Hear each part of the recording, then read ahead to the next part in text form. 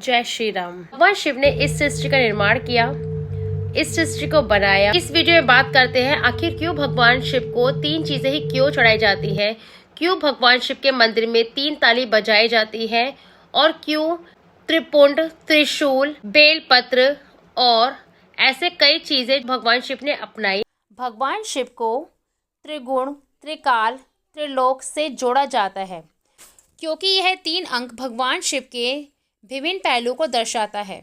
ज्ञान, विनाश और सृष्टि, सूर्य, चंद्रमा और अग्नि, भूत, वर्तमान और भविष्य, और तीनों गुणों सत्व, रज, तम, जो सृष्टि के संचालन और आध्यात्मिक उन्नति के लिए महत्वपूर्ण है।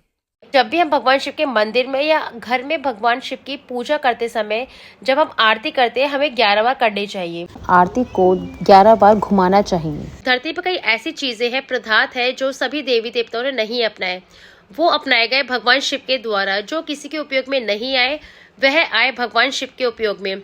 जब सभी देवी देवता अपने गले में पहनते हैं हार, जेवरात, ज्वेलरी, भगवान शिव पहनते हैं अपने गले में एक नाग, जिसे कहा जाता है वासुकी नाग। कोई भी देवता अपने गले की शोभा बढ़ाने के लिए एक नाग को धारण नहीं करता, लेकिन भगवान शिव एक नाग को धारण करते हैं अपने गले में। दूसरे नंबर पर है त्रिशूल।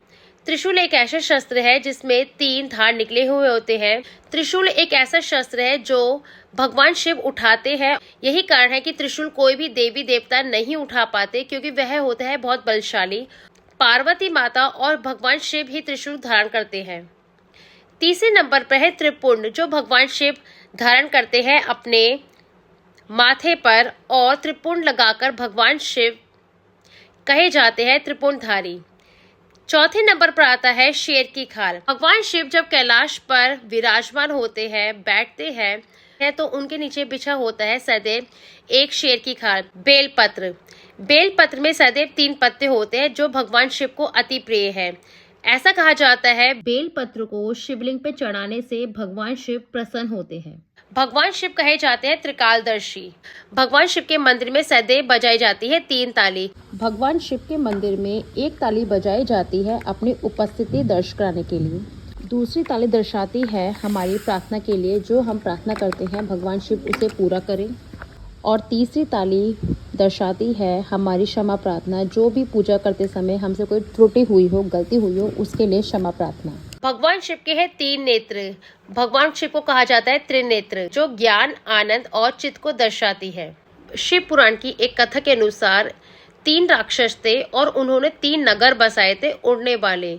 वह उन नगरों में छुप जाते थे और उन्हें कोई पकड़ नहीं पाता था। तरह देव और मनुष्य सभी लोग उनके आतंक से बहुत परेशान हो गए, जिस कारण सभी देवता परेशान होकर भगवान शिव की शरण में गए। तीनों असुरों ने बहुत आतंक मचाया था, जिस कारण इनका कोई अनिष्ट नहीं कर पा रहा था, क्योंकि यह आतंक फैलाकर इन नगरों में छुप जाते थे और ये तीनों अलग अलग दिशा में उड़ते थे। इन तीनों असुरों को वरदान था कि ये तीनों नगर एक साथ एक ही लकीर में एक ही बाढ़ से नष्ट हो सकते हैं। ये तीनों नगर अलग अलग दिशाओं में उड़ते थे, जिस कारण इन तीनों नगरों को कोई नष्ट नहीं कर पा रहा था, खत्म नहीं कर पा रहा था। असुरों से इतना परेशान होने के बाद सभी देवता पहुंचे भगवान शिव की शरण में और उस धनुष पे काल सर्प आदि शेष की चढ़ाई थी प्रत्यंचा। उन राक्षस को मारने के लिए ब्रह्मांड के एक बड़े ग्रह को बनाया रथ, सूर्य और चंद्रमा को बनाया उस रथ का पहिया, और भगवान शिव उस रथ पर सवार हो गए। भगवान शिव उस रथ पर सवार होकर